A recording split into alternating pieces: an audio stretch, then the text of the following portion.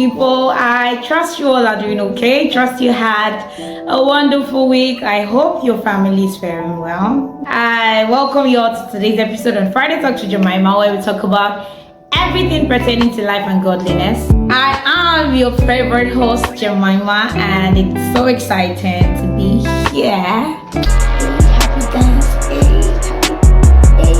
Anyway, on today's episode, we will be talking about the topic glorified donkey. There's something that always scares me when I was younger, and it's the fact that God can replace a man. Oh God, I used to be so scared. Like, you mean if I don't do whatever it is I'm doing in the house of God well, God can replace me? I used to be so scared. Because of that Bible verse that says, if my people will refuse to praise me, I'll raise stones. I used to be so scared. But now I understand better. I've been able to replace that fear with walking for God wherever it is I find myself. There is a story in the Bible that each time I remember, it just makes me laugh. Like in the book of Esther chapter 4 from verse 14a, Mordecai said something that, in fact, remember that time that Haman was all about bringing down the Jews. He was trying to destroy them. He spoke ill of them before the king and got permission from the king to destroy them, to harm them, to fight them, to just kill them wherever it is he finds them. And he sent a bill to that effect. And Mordecai, the uncle of Esther, heard of this and he was so sad about it. It was just very sad. Esther's servant heard about it and they related the message to Esther, telling her that, say, your uncle, we don't understand what's in the door, what's in the soul. And she sent them back to him to ask what the problem is. He told her what the problem is. And she sent a message back to him saying that, dear uncle, you know that I cannot go before the king. Nobody goes before the king except you're invited. If you go into his inner chambers and you're not invited, he can have you killed, or if you receive favor in his sight, he stretches his scepter towards you, then you are safe. But I mean, you can never know when he's in a good mood or not. So I'm not going. She implied that she was not going to go into the king's inner chamber to speak on behalf of the Jews, since she has not been summoned. What Mordecai said after that is where I'm going. He said, if you decide to keep quiet at a time like this, deliverance will arise for the Jews from some other place. Emphasis on some other place. So by implication, if Esther decides not to surrender herself as a vessel to be used, deliverance will come for the Jews. He has so much faith in the fact that deliverance will come for the Jews. See, when God is set to do something, he will do it. If you happen to be in a position to be a vessel for the work of God, see yourself as fortunate. See yourself as fortunate. Remember that story of when Jesus was about to have his triumphant entry into Jerusalem, and he told his disciples to go and untie one donkey and its colt. And his disciples went and untied the donkey. They brought the donkey and Jesus rode on it into Jerusalem.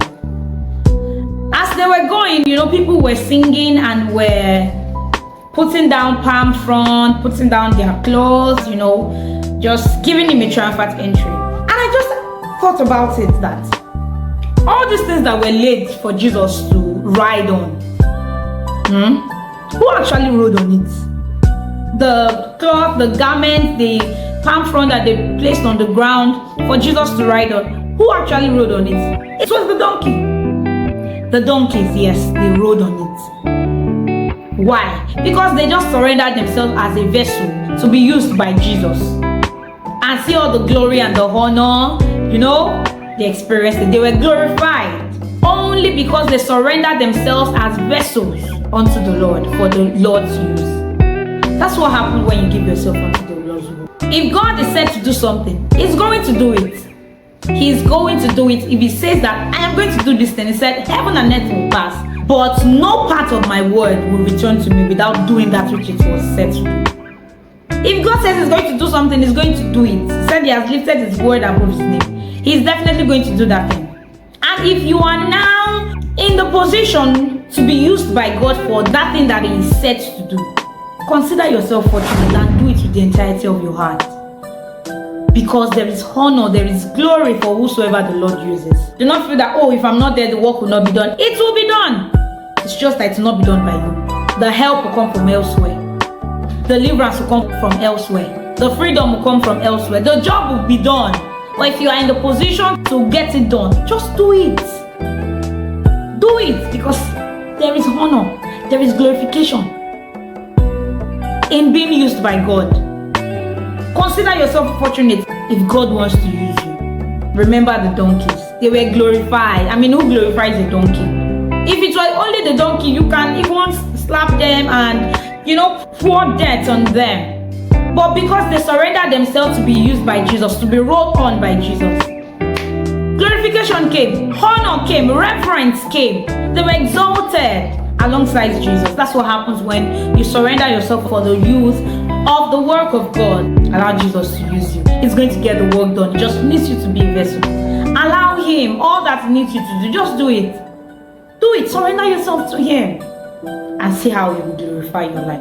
Thank you so much for joining me today on Friday Talk to Jemima. I hope you had a wonderful time, because I absolutely did. I don't just come up here to talk to you. I also talk to myself as I'm talking to you. So I wish you a lovely weekend. Please do not forget to like, subscribe, and turn on the notification button so you can get notified each time I drop a video. Also, feel free to drop a comment in the comment section and share this post. I love you guys beyond words.